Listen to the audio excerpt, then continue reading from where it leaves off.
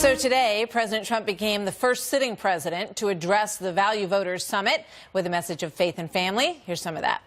This is America's heritage, a country that never forgets that we are all, every one of us, made by the same God in heaven.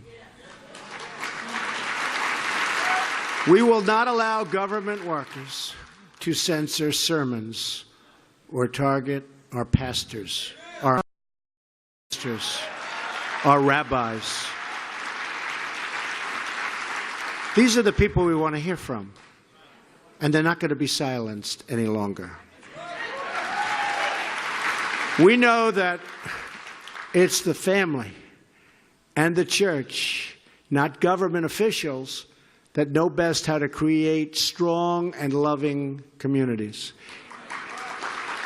And above all else, we know this. In America, we don't worship government, we worship God. Tony Perkins, president of the Family Research Council, introduced the president there today. Tony, good to see you. Welcome to the story tonight. Thanks, Martha. So why, first of all, it's kind of surprising that President Trump is the first sitting president to address the Value Voters Summit.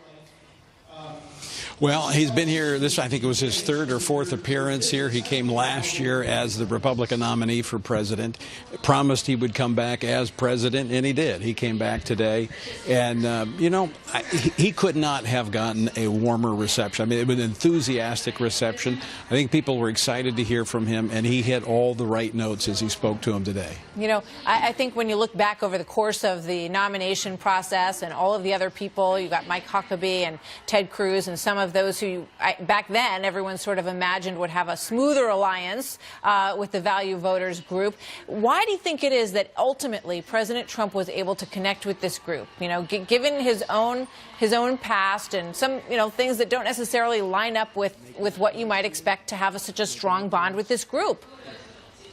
Excellent question. I think he turned this into a policy-driven election versus a personality-driven election. And why he has so much support now is that he has consistently kept the promises that he made during the presidential campaign. Promise to promote the sanctity of human life, promise to defend and promote religious freedom. And he's been doing those systematically in his policies, and so he continues to have enthusiastic support among social conservatives in this country. You know, what's your next request from this president? I mean, you point out that he's been lining up in terms. What about judges? I mean, that's one of the issues that really hits home with so many values voters, because they want, when the courts have these decisions to across the bench, that they're going to go their way. No question, Martha. And he was able to do a victory lap on that today in many ways with the Supreme Court nomination and confirmation of Neil Gorsuch. And he has made some stellar nominations. His team has worked great to put some up there. And I think the point that probably is the most contentious here is that the Senate has not been moving forward, and people want the Senate to get in line and get these things done, because there's a sense that we have a narrow window to make it happen. Yeah, I mean, there's a lot of depth to these appointments that hasn't gotten a ton of attention, but that conservatives are quite enthusiastic about. Is there anything, when you get in his ear that you say, Mr. President, we like what you've done so far, but this is what we really want you to focus on next?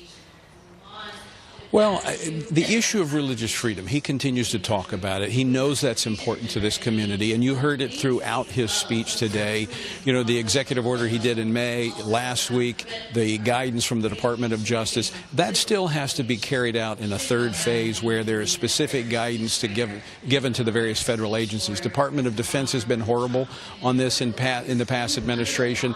The Department of State has been promoting this stuff abroad, which is contrary to religious freedom. So there's still a lot of work to be done, and I think that's where we're saying, Mr. President, this is what needs to happen practically, and his administration's on it. All right, we'll keep an eye on it. Tony Perkins, always a pleasure to have you here.